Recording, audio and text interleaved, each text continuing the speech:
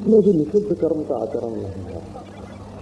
ऐसा माने उसमें भी कोई चौर्य अथवा व्यभिचार अथवा असत्य भाषण ऐसा उनके चरित्र के द्वारा संपन्न नहीं होता है। माने जहां तक एक बात है और कहीं अपवाद रूप मिलता हो तो उसको अपवाद ही मानना, नियम नहीं मानना चाहिए, है ना। यदि कहीं मिले भी तो उसको, हाँ, महापुरुषों के द्वारा कभी स्वच्छंद आचरण भी होता है तो उसको अपवाद रूप से स्वीकार करना चाहिए, उसको नियम रूप से स्वीकार, धर्म का नियम नहीं। हाँ हाँ, उसको धर्म का नियम नहीं मानना चाहिए, वो नियम नहीं है। दुराजा एकत्वम उपलक्षणार्थम हिरण्य गर्भा व्याकृत आत्मनो हो। तो इसमें मूल तत्व ये है कि हमारे ये जो पांच भौतिक शरीर है इसको पंचभूत से पहले एक कर दो, तभी तो ये विराट से एक होगा। यदि इसको भौतिक कहोगे, ये शरीर को भौतिक मत कहो, इसको भूतात्मक ही कहो, भूतात्मक कहो, क्योंकि इसमें भूत प्रविष्ट नहीं हुए हैं, प्रविष्टान्य अप्रविष्टानि। क्या ये शरीर बन गया तब इसमें माटी घुसी है? तो पहले से मौजूद है ना, पहले से। हाँ हाँ, जब ये शरीर बन गया तब इसमें पानी आया कि नहीं? पहले से ही पानी मौजूद है। ये पंचभूतों का भी शरीर में प्रवेश नहीं होता है। हाँ, तो पंचभूत ही है। पंचभूत में एक शकल खिंच गई हो, जैसे माटी में घड़े की शकल बन गई, ऐसे पंचभूत में जैसे पानी में लहर बन गई, वैसे पंचभूत में ये आकृति मात्र ही एक खिंच गई है। वास्तव में पंचभूत से अलग इस शरीर का कोई कहा भाई, जैसे धरती पर से उठा के अलग रख देते हैं कि नहीं, धरती के वातावरण से अलग इसको नहीं रख सकते। तो बोले हम पानी से अलग रख देते हैं कि नहीं, जहां नमी नहीं होगी वहां इस शरीर को नहीं रख सकते। कि गर्मी से अलग रख देते हैं कि जहां गर्मी नहीं होगी वहां इसको नहीं रख सकते। कि जहां वायु न हो वहां रख दें कि नहीं रख सकते। तो जहां आकाश न हो वहां शरीर को रखें कि नहीं रख सकते। तो ये तो पंचभूत ज्यों के त्यों अपने स्थान पर स्थित हैं और उसमें एक शकल, इसमें शकल खिंच गई है और मैं मेरा ये मन में आ गया है और इसी के द्वारा ये सारा व्यवहार संपन्न हो रहा है। भला आकाश हमारे और तुम्हारे शरीर का अलग अलग हो सकता है? नहीं हो सकता ना। तो असल में ये शरीर पंचभूतात्मक ही है, और जब पंचभूतात्मक ये शरीर है तो इस शरीर का अभिमानी अलग और पंचभूत का अभिमानी अलग, ये कैसे होगा? इस शरीर का अभिमानी अलग और पंचभूत का अभिमानी अलग। और फिर अपंचीकृत पंचभूत की अवस्था में तो पंचभूत सूक्ष्म और पंचीकृत अवस्था में पंचभूत स्थूल, ये कैसे? इस पर भी तो एक आकाश है, एक आकाश है, वो अपंचीकृत दशा में तो सूक्ष्म है और पंचीकृत दशा में आकाश स्थूल हो गया। तो ये आकाश में स्थूलता और सूक्ष्मता जो है वो तो बुद्धियारूढ़ होती नहीं। ये तो जैसा स्वप्न का आकाश है वैसा ही जागृत का आकाश है। स्वप्न का जैसा आकाश मानस है, इसी प्रकार जागृत का आकाश भी मानस ही है। इसलिए पंचभूत के साथ इस शरीर को एक कर दो तो संपूर्ण पंचभूतात्मक, सूक्ष्म चाहे स्थूल, स्थूल सूक्ष्म जो पंचभूत है और उस पंचभूत के मूल में जो अहंकार है, रुद्र है, कहो अधिदेवता के रूप में उसको रुद्र कहते हैं। स्थूल सृष्टि जो है ना, इसका अभिमानी रुद्र है और सूक्ष्म सृष्टि जो है उसका अभिमानी ब्रह्मा है और कारण जो सृष्टि है उसका अभिमानी विष्णु है। सत्वात्मक होने से वैसा करते हैं और सत्व और तम दोनों एक संधि में होते हैं। तो ये हिरण्यगर्भ और अव्याकृत आत्मा जब विराट एक हो जाएगा ना, जब विश्व और विराट एक हो जाएगा तब हमारा सूक्ष्म शरीर का जो अभिमानी है तेजस और हिरण्यगर्भ, ये दोनों अलग अलग नहीं होंगे, बिल्कुल एक होंगे। और तब सुषुप्ति का अभिमानी प्राज्ञ और अव्याकृत आत्मा जो है वो एक होगा। तो पहला प्रयत्न यही करना है कि इस शरीर के पंचकोश, माने एक प्रक्रिया तो है पंचकोश के विवेक की और एक है अवस्थात्रय के विवेक की। तो पंचकोश में तो पहले दैहिक जो पंचकोश हैं इनको अलग करते हैं और पंचभूत का विवेक अलग करते हैं। जैसे पंचदशी में 2 प्रकरण हैं, पंचकोश का विवेक अलग है और पंचभूत का विवेक अलग है। तो पंचकोश का विवेक करने से तो त्वम पदार्थ का विवेक होता है और पंचभूत का विवेक करने से तत्पदार्थ का विवेक होता है। और ये जो अवस्थात्रय का विवेक है, इसमें 3 ही अवस्था में पंचभूत और पंचकोश दोनों को लाना है। तो पंचकोश के अंतर्गत जो अन्नमय कोश है, अन्नमय कोश है, और पंचभूत के अंतर्गत जो स्थूल पंचभूत हैं, तो ये अन्नमय कोश जो है ये पंचभूत से अलग नहीं है, पंचभूत से अलग नहीं है। तो ये पंचभूत ही हमारा अन्नमय कोश है। अभी एक जीववाद की प्रक्रिया यूं होगी कि हमारा अन्नमय कोश पंचभूत है, इस शरीर में स्थित परिच्छिन्न पंचभूत नहीं, बल्कि समूचा पंचभूत ही हमारा अन्नमय कोश है। तो इस तरह से विराट के साथ जब एक कर लोगे तो फिर गर्भ और अव्याकृत आत्मा के साथ एकता अपने आप ही हो जाएगी, और फिर यही जिसको ईश्वर कहते हैं यही एक जीव हो जाएगा, एक जीव हो जाएगा। वो आगे चल करके वर्णन आवेगा उनका। उक्तन च एकन मधु ब्राह्मण है, ये बात बृहदारण्यक उपनिषद के मधु ब्राह्मण में ये बात कही हुई है। क्या? तो जश्चायमस्याम पृथिव्याम तेजोमयो अमृतमय पुरुषो जश्चायम अध्यात्मम, आगे चल करके वर्णन आया है इदम अमृतम इदम ब्रह्म। इस तरह से ये श्रुति पूरी होती है। तो क्या हुआ, ये क्या कहते हैं कि जश्चायमस्याम पृथिव्याम, ये जो पृथ्वी है, तो प्रसंग यूं चला कि पृथ्वी जो है ये संपूर्ण भूतों का मधु है, संपूर्ण भूतों का मधु है। माने जैसे भौरे हैं, ये बहुत सारे पुष्पों से रस इकट्ठा करके ये मधुमक्खियां जो हैं वो मधु का निर्माण करती हैं। इसी प्रकार ये जो प्राणी हैं, इन सब प्राणियों ने मिलजुल करके इस पृथ्वी का निर्माण किया है। कार्य है, मधु है माने कार्य है, माने ये जीवों की समष्टि प्रारब्ध से पृथ्वी बनी हुई है। इसका जीवों का प्रारब्ध दो तरह का होता है, एक व्यष्टि प्रारब्ध और एक समष्टि प्रारब्ध। तो शरीर में जो जाति होती है, हाँ, वो व्यष्टि प्रारब्ध से होती है।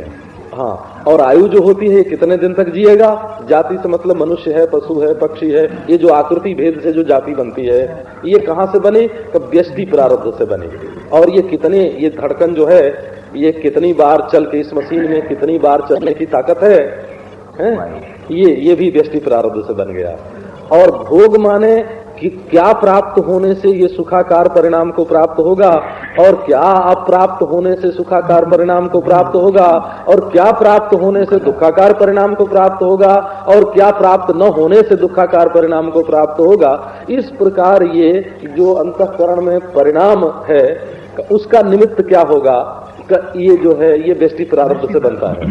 परंतु ये जो सोना है, चांदी है, खेत है, ये सब के सब समष्टि प्रारब्ध से बने हुए हैं, इसलिए इसको कहते हैं मधु। ये व्यवहार में तो कर्म जो है वो अनादि और प्रवाह रूप से नित्य है। तो इसके मन कर्म और फल माने ऐसा है ना, कर्म और फल का फल नहीं होता है। फल से जो संस्कार होता है वो संस्कार से फिर वासना होती है, और वासना से फिर कर्म होता है। तो अब उसमें कर्तृत्व मान करके हम फंसते हैं। तो ये सृष्टि तो अनादिकाल से नित्य प्रवाह रूप से चलती रहती है। इसमें से अपने मैं को उठा लो और छूट गए, बस। इसमें से अपने मैं को, ये जो शरीर में मैं फंसा हुआ है, इसको यहाँ से उठा लो, और ये प्रातिभाषिक अनादि और प्रवाह रूप से नित्य सृष्टि की परंपरा चलती रहती है। तो जन्म क्या है?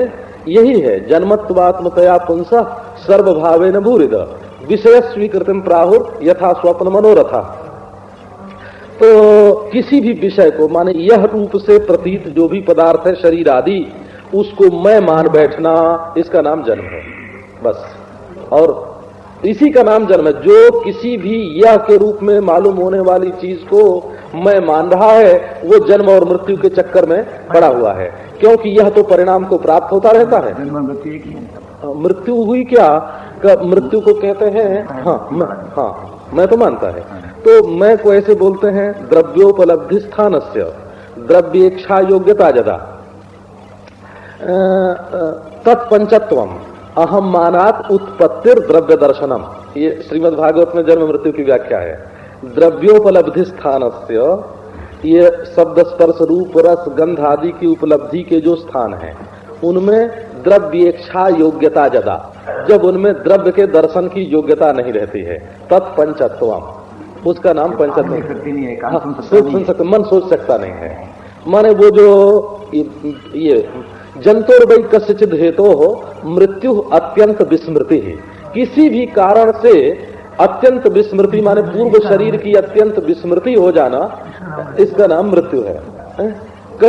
किसी भी कारण से अत्यंत विस्मृति, तो किसी भी कारण से माने प्रारब्ध की समाप्ति से, माने उस शरीर में भोग प्रापक जो प्रारब्ध है उस प्रारब्ध के क्षय से, और अन्य शरीर में भोग प्रापक जो प्रारब्ध है उसके अनुदय से।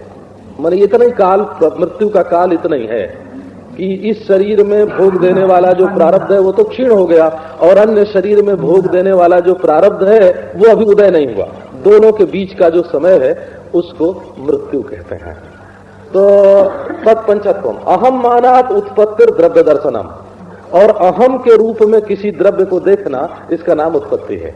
अहम मानात उत्पत्तिर द्रव्य दर्शनम, किसी भी पंचभूतात्मक पदार्थ को अहम मानात, ये मैं हूं, इस प्रकार से देखना, इसी का नाम जन्म है। तो यदि पंचभूत को मैं और मेरा मानना छोड़ देंगे तो उसमें जन्म मृत्यु की निवृत्ति हो जाएगी। परंतु यदि द्रव्य सत्य बने रहेंगे, यदि उनमें सत्यत्व बुद्धि होगी तो हेयोपादेय बुद्धि भी होगी, और तब उनमें अहम कर्म भी होगा, और फिर उनके साथ अहंता भी होगी। इसलिए जब अपने ब्रह्मैक्य का ज्ञान होने से, जो ब्रह्म है सोई मैं हूं, ऐसा जब ज्ञान होगा तो ब्रह्म की दृष्टि से ये अनादि और प्रवाह रूप से नित्य जो प्रपंच है ये कुछ नहीं है। क्योंकि अनंत के किसी भी अंश में, किसी भी काल में, किसी भी देश में, किसी भी रूप में, किसी भी संकल्प में ब्रह्म में परिच्छिन्न नाम की वस्तु नहीं है, इसलिए इसका मिथ्यात्व हो जाएगा। और जहां मिथ्यात्व हो गया वहां अहम मान का सारा ही प्रसंग छूट गया। मिथ्या वस्तु को कौन अहम मानेगा, मिथ्या वस्तु को कौन अहम मानेगा। इसलिए जन्म मृत्यु के चक्कर से हमेशा के लिए छुटकारा हो गया अपने ब्रह्मत्व के ज्ञान से। और जब तक अपने को ब्रह्म रूप नहीं जानेंगे तब तक प्रपंच मिथ्या नहीं हो सकता, क्योंकि अनंत की दृष्टि से तो प्रपंच मिथ्या है, परंतु परिच्छिन्न की दृष्टि से प्रपंच मिथ्या नहीं हो सकता है। इसलिए जब अपने ब्रह्म रूपता का ज्ञान होगा, ब्रह्म और आत्मा की एकता का ज्ञान जिस क्षण में होगा उसी क्षण में प्रपंच जो है वो सर्वथा बाधित हो जाएगा, और बाधित में अहम तो कभी नहीं होगा, इसलिए जन्म मृत्यु की सर्वथा निवृत्ति हो जाएगी। अच्छा, और जिनकी दृष्टि में ये प्रपंच बाधित नहीं है वो प्रपंच के ही किसी अंश को मैं मेरा समझ करके और इसमें चक्कर काटते रहेंगे। तो इसलिए व्यवहार में कर्म का लोप नहीं होगा। अच्छा, और ये आत्मा जो है कोई गिनती विनती के तो है नहीं, इसलिए ये तो ब्रह्म रूप ही है, इसलिए सृष्टि प्रवाह जो है अनादि और नित्य रूप से चलता रहता है, और तत्वज्ञानी जो है वो मुक्त, उनके लिए ये हमेशा मिथ्या रहता है। तत्वज्ञान की दृष्टि से ये हमेशा मिथ्या, और अज्ञान की दृष्टि से हमेशा सत्य।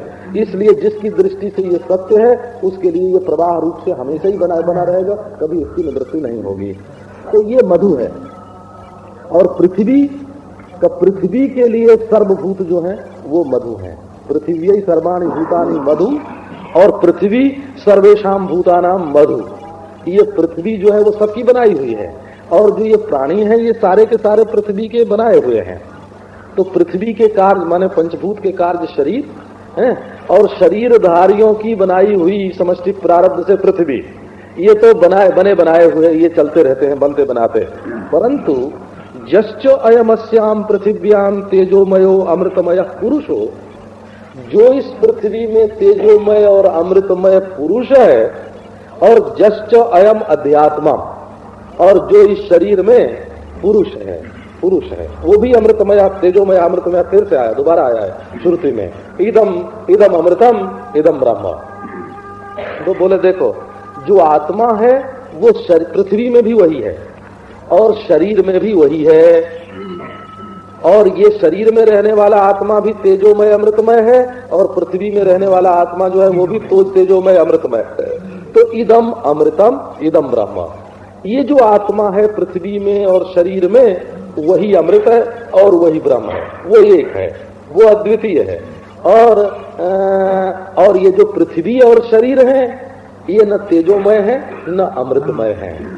ये माने पर प्रकाश है, तेजोमय नहीं है माने पर प्रकाश है, माने केवल ज्ञान के विषय मात्र हैं। ये न अपने को जानते हैं न दूसरे को जानते हैं, शरीर भी और पृथ्वी भी।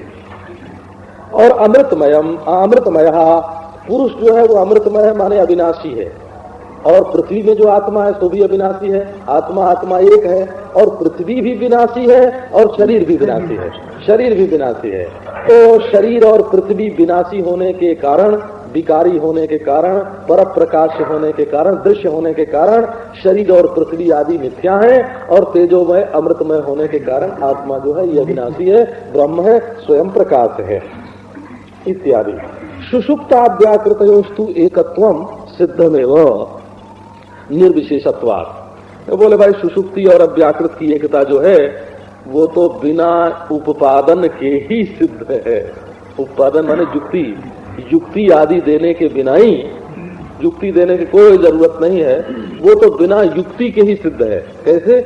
निर्विशेषत्व सिद्धमेव, वो तो स्वतः सिद्ध है, उसको साधन की जरूरत नहीं होती है। जो सिद्ध होता है ना उसको साधन की जरूरत नहीं होती है। जैसे अपनी आत्मा सिद्ध है, जितने भी साधन होंगे वो आत्मा की सत्ता सिद्ध होने से ही सिद्ध होते हैं। यदि मैं न हूं तो किसी साधन की सिद्धि नहीं होगी। कौन योग करेगा, कौन उपासना करेगा, कौन अन्न इकट्ठा करेगा, कौन रुपया इकट्ठा करेगा, कौन ईश्वर का भजन करेगा। तो जितने साधन हैं उनकी सिद्धि के पूर्व आत्मा की सत्ता सिद्ध है। इसीलिए आत्मा को सिद्ध करने के लिए प्रमाण की जरूरत नहीं है। प्रमाता च प्रमाणम च प्रमेयम प्रमितिस्तथा यस्य प्रसादात् सिद्ध्यन्ति तत्सिद्धौ किमपेक्षते। कि भाई ये प्रमेय पुस्तक है, प्रमेय है, कैसी से देखने वाला है। प्रमाता च प्रमाणं च, ये नेत्र आदि इंद्रियां हैं, प्रमाण है, ये प्रमेय पुस्तक है। और ये हमको प्रमाण के द्वारा प्रमिति हुई है, यथार्थ ज्ञान हुआ है। बोले यस्य प्रसादात् सिद्ध्यन्ति, ये जिसके प्रसाद से इनकी सिद्धि होती है। मैं हूं तो सब सिद्ध है। तत्सिद्धौ किमपेक्षते, तो अपने स्वरूप की सिद्धि के लिए किसी भी प्रमाण की आवश्यकता नहीं है। मैं हूं ये असंदिग्ध अभिपर्यस्त है, तो मैं हूं इसमें कोई संदेह नहीं है। प्रश्न तो यह है कि मैं आखिर हूं कितना बड़ा, है ना।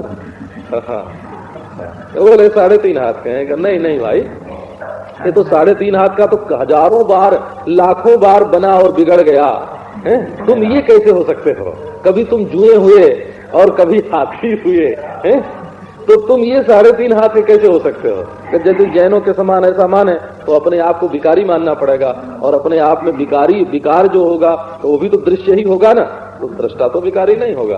तो इस तरह से देखें भाई, हमारी उम्र कितनी है?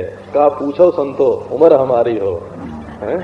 हाँ, कोटि कल्प ब्रह्मा भय 10 कोटि कन्हाई हो, 56 कोटि जादव भय तो मेरी एक पलाई हो।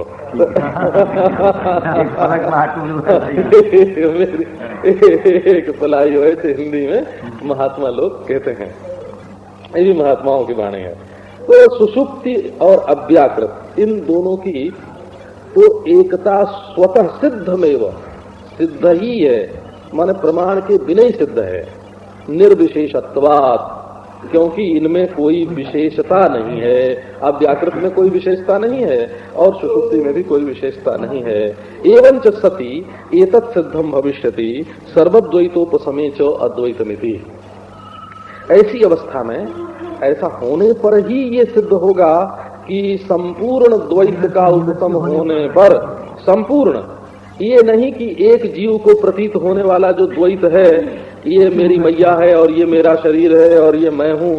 जीवन की समस्या जो है ना, वो मेरा का विचार करना नहीं है कि मेरा क्या है, तेरा क्या है, मैं क्या है, ये विचार करना। मैं क्या है, ये मुख्य प्रश्न है। क्योंकि लोग सबको देखते हैं, तो कितने लाट हुए ये याद है लोगों को, कितने लाट साहब हो गए, कौन कौन राजा हुए, कितने सम्राट हुए, ये याद है। हाँ, परंतु अपनी मैं कौन हूँ इस पर विचार ही नहीं करते हैं। तो जैसे तिजोरी में रखा हुआ रुपया ताला बंद है, कब उसको गिनने की क्या जरूरत है? जितना है उतना तो रखा ही हुआ है। ये स्वतः सिद्धता जो आत्मा की है, इसी ने विचार से परांगमुख कर दिया। कह रहे ये तो है ही है भाई, परंतु अब ये भूल गया कि कितना बड़ा है, कितनी उम्र है? कैसा ये, कैसा स्वयं ज्योति है, स्वयं प्रकाश है, ये सारी बातें भूल गई हैं।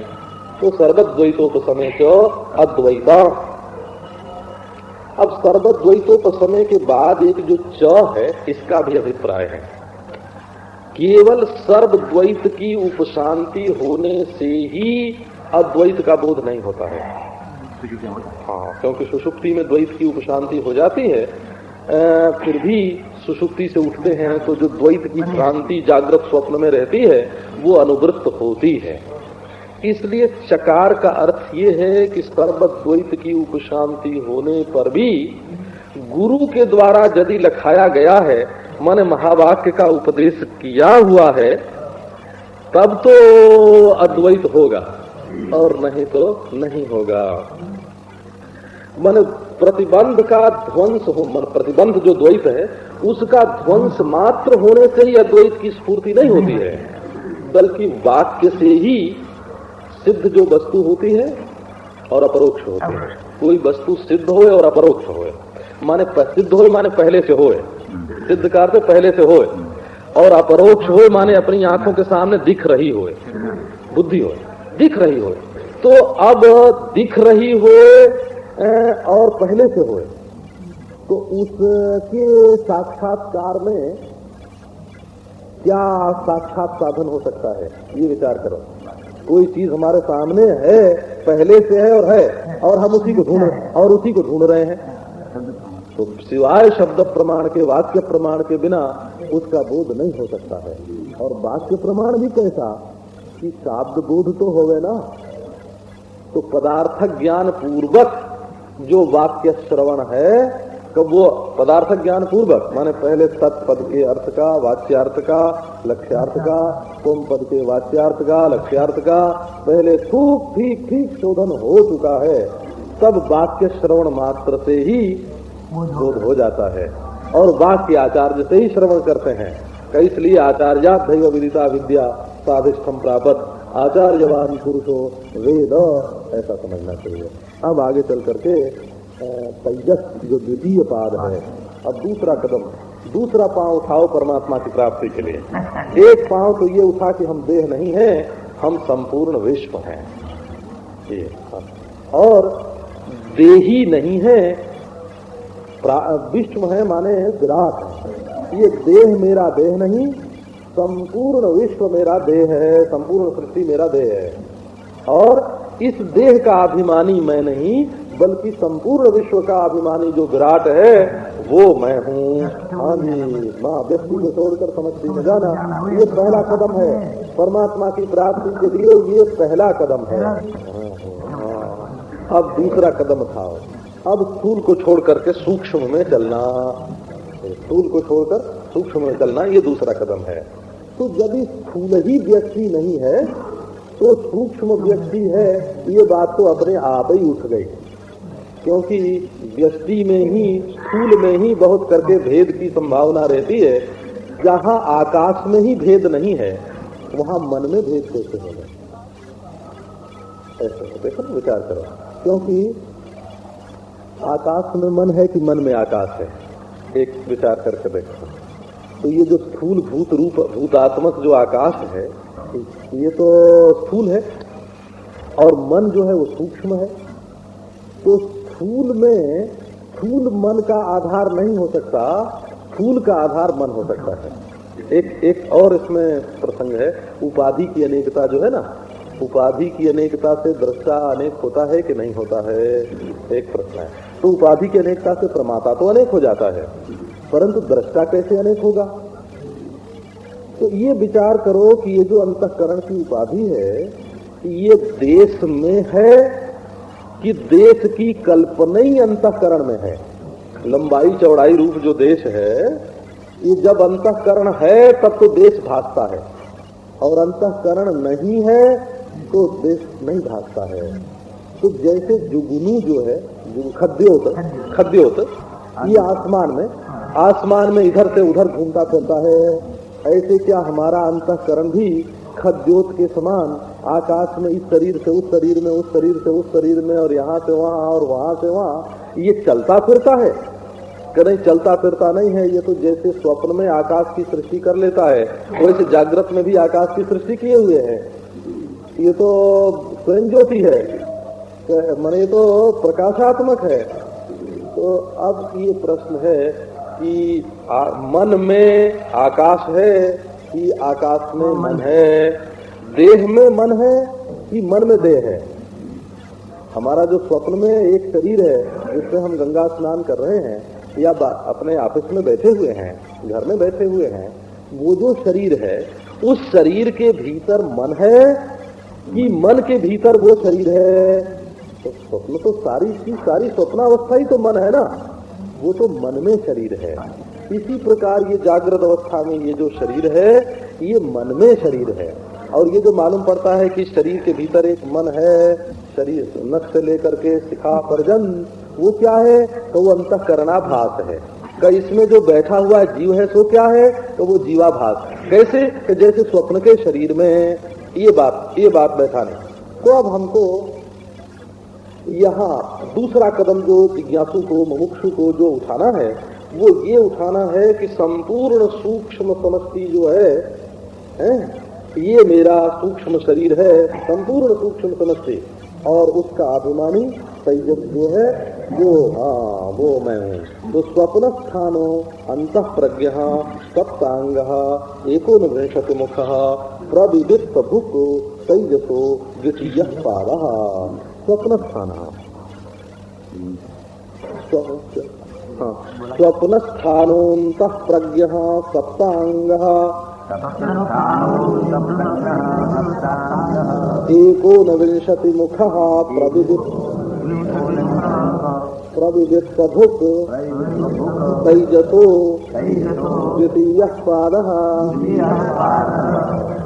स्वप्न स्थानो अंतः प्रज्ञ सप्तांग एकोनविंशति मुख प्रविदित भुक तेजसो द्वितीय पाद। पढ़ लो ना, फिर से पढ़ लो। तो स्वप्न स्थानम अस्य, अब स्वप्न स्थान में आ गए। त्रयहस्य आवस्था, 3 निवास स्थान है इसके, 3 मकान है। हाँ, जागृत स्वप्न, ये तीनों मकान हैं। और जो मकान वाला है तो अलग है, इन तीनों से अलग है। हाँ, जैसे मकान नहीं कीजिएगा। जैसे ऐसा समझो एक तो दुकान है, तो वहाँ जाकर क्या करते हैं? लेन देन व्यापार करते हैं। वहाँ का सौदा दिया और पैसा लिया, तो देन लेन की जगह जागृत अवस्था है। यहाँ कर्म करो और इसका फल प्राप्त करो, ये दुकान है। और दूसरा प्रयोगशाला है, विज्ञान भवन, व्यापार भवन, विज्ञान भवन।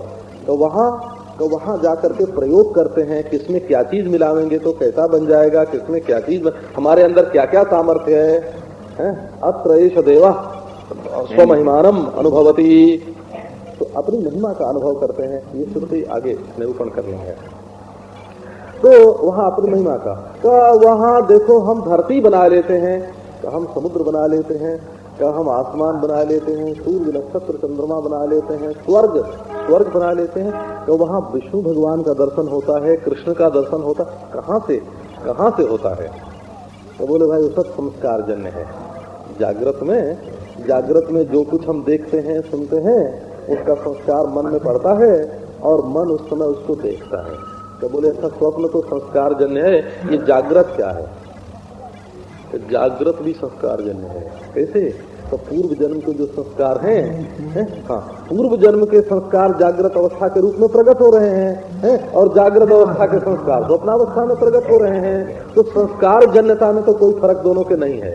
वो भी वासनात्मक है और ये भी वासनात्मक है। ये सत्य तो एक है ना, तन्मात्र वस्तु जो है वो तो एक है। वो तो कर्म के जो संस्कार हैं उस संस्कार से ही अलग अलग मालूम पड़ते हैं। भाई सोना तो एक ही है, उसमें जहाँ टांकी जो सुनार मारता है ना उसके ऊपर, वहाँ जहाँ ज्यादा मारी हुई है तो वहाँ ज्यादा शकल सूरत दिखती है, जहाँ कम मारी हुई है वहाँ कम दिखती है। तो सोना द्रव्य एक है, वो जो टांकी मारने का जो संस्कार है उसके कारण उसमें शकल दिखती है। कैसी प्रकार जो सत तत्व है, सत तत्व है, ब्रह्म तत्व है, वो तो एक है। और उसमें जहाँ जहाँ कर्म ने टाँकी मारी है वहाँ वहाँ अलगाव, वहाँ अलगाव दिखाई पड़ता है। एक पदार्थ होने पर बिना कर्म के उसमें अलगाव नहीं हो सकता है। तो इसलिए एक सत तत्व में ये जो अलगाव दिखाई पड़ रहा है ये अलगाव बिना कर्म के नहीं दिखाई पड़ सकता। तो ये कर्म संस्कार से अलगाव दिखाई पड़ रहा है, परंतु तत्व धातु जो है, मसाला बिल्कुल एक है, मसाले में कोई फर्क नहीं है, ऐसी स्थिति है। तो अब स्वप्न स्थानम अस्य इति तेजसस्य स्वप्न स्थान, तो स्वप्न स्थानम अस्य, अब इसके रहने की जगह स्वप्न है। और सुषुप्ति जो है ना, वो तीसरा स्थान है। वो क्या है? सोने की जगह, आराम करने की जगह है। आराम करने के लिए उसमें पहुंचते हैं। तो ये अभी स्वप्न स्थान हो गया, इसके रहने की जगह स्वप्न है। तो अब जागृत में और स्वप्न में बताते हैं। जागृत प्रज्ञा अनेक साधना बहिर्विषया इव अवभासमाना मनस्पंदन मात्रा सती तथा भूतम संस्कारम मनसी आधत्ते तन मनस तथा संस्कृतम चित्रित इव पटो बाह्य साधनानपेक्षम अविद्या काम कर्म प्रेर्यमाणम जाग्रद्वत् अवभासते तथा चोक्तम अस्य लोकस्य सर्वावतो मात्राम अपादाय। ये अपादाय ही है, उपादाय नहीं है, अपादाय। तो स्वप्न स्थानों प्रज्ञा भी बताते हैं कि जागृत की जो प्रज्ञा है, बुद्धि है, वो अनेक साधना, उसके पास अनेकों औजार हैं।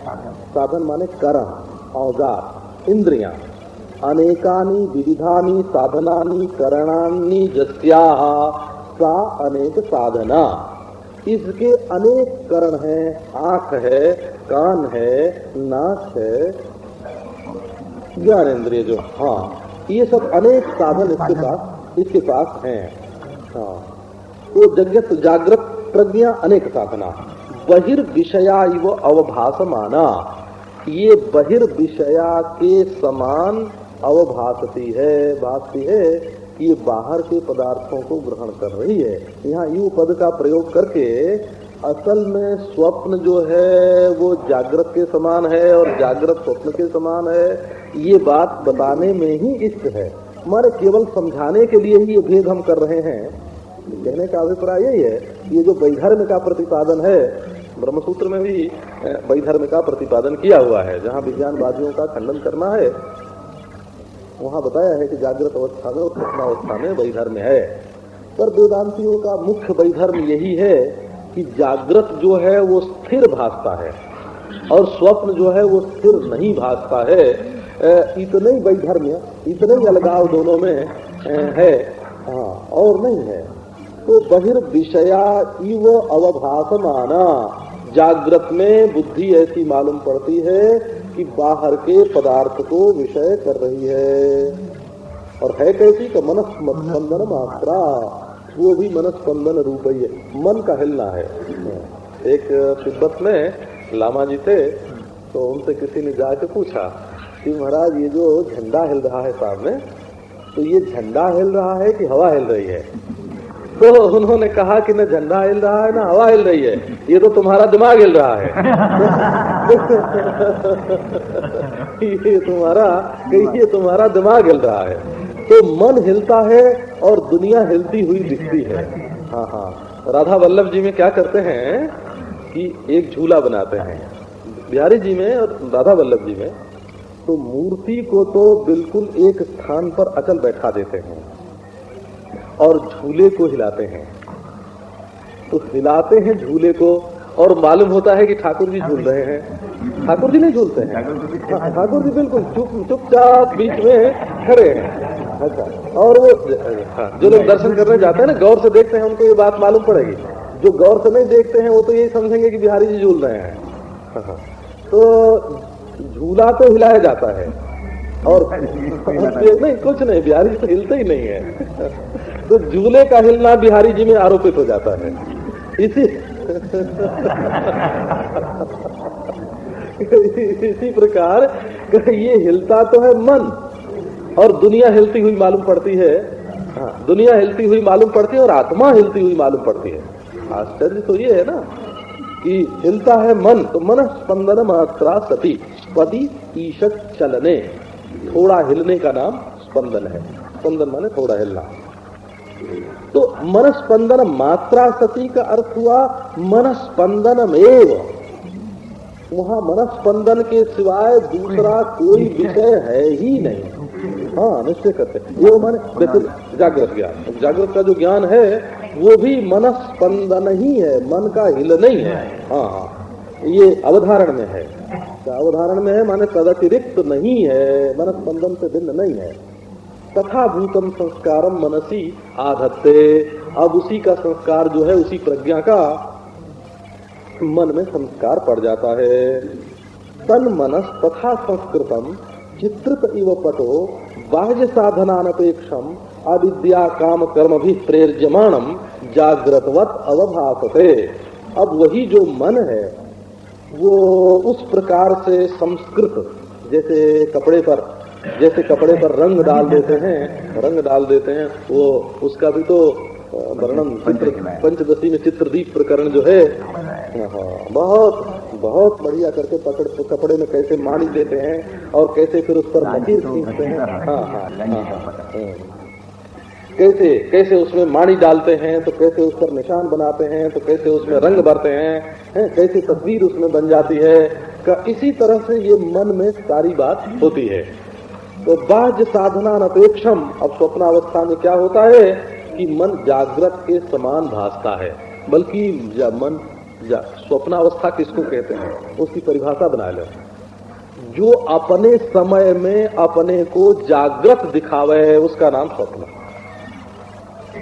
जो अपने काल में अपने को स्वप्न न बतावे, तो झूठा वही है ना। दम्भ क्या है? तो जो जैसा हो वैसा अपने को न बतावे तो दम्भी है ना। तो ये स्वप्न जो है ये दम्भावस्था है। क्यों दम्भावस्था है? कि वो है तो स्वप्न, लेकिन उस समय अपने को जागृत बताता है? अच्छा, तो इस समय जो जागृत अपने को बता रहा है वो भी वैसा दम्भ नहीं है। इसमें क्या प्रमाण है?